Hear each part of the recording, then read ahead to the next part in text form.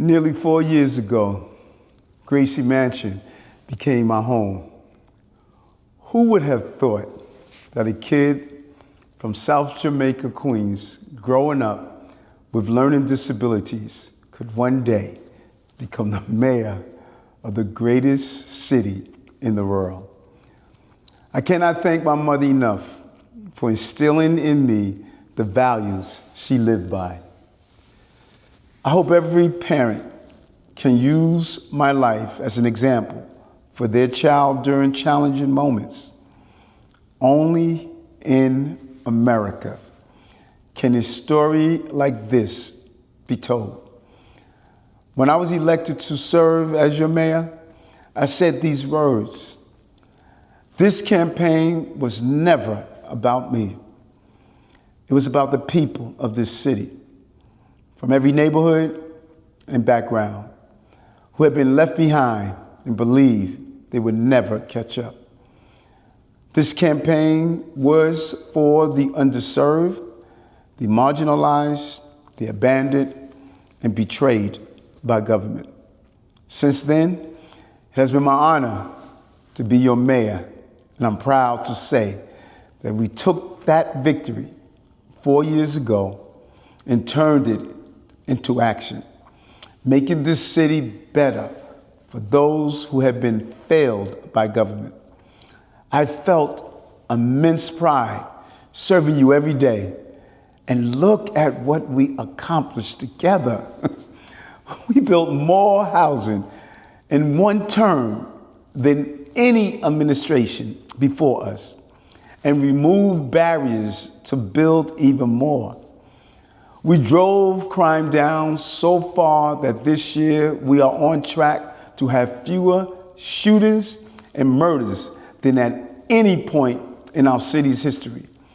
We raised test scores and attendance through bold education reforms. We made record investments that fueled our economy and drove employment to all-time highs.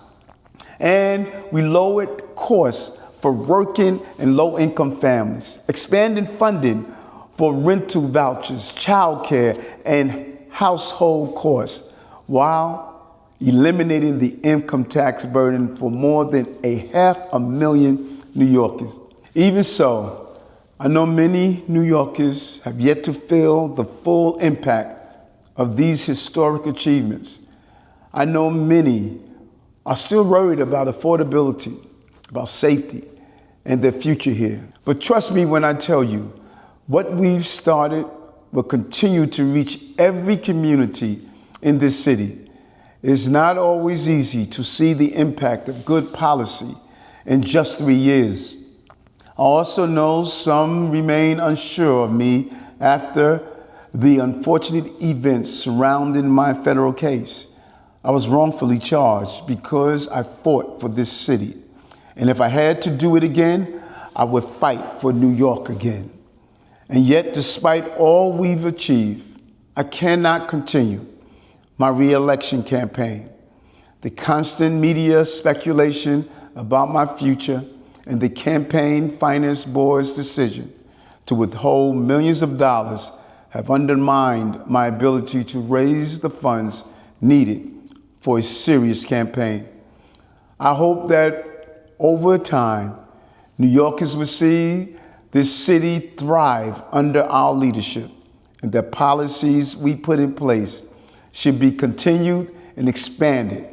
I hope you will see that despite the headlines and innuendo, I always put you before me, always.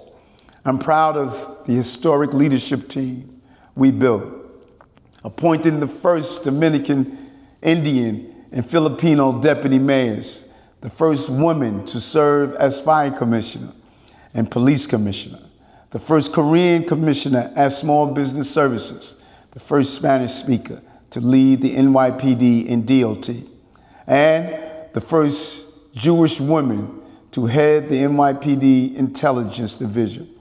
We built leadership that looks like New York. That mattered to me because at my core, I'm still Dorothy Adams' son. raised with the values she instilled in me, forged in my church and in my community, tested again and again in the fight for justice. Those values, working class values, would never allow me to betray my city. They have always guided me to ask and answer one simple question: how do I help those who need it most?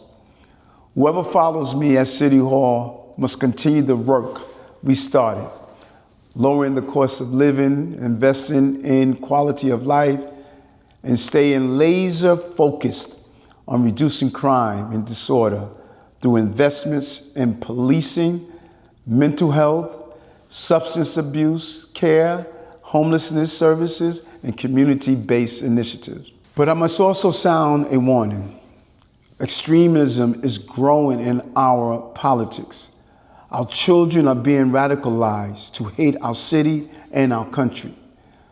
Political anger is turning into political violence.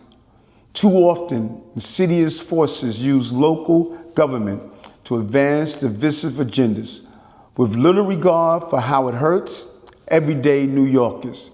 Major change is welcome and necessary, but beware of those who claim the answer to destroy the very system we built together over generations. That is not change, that is chaos.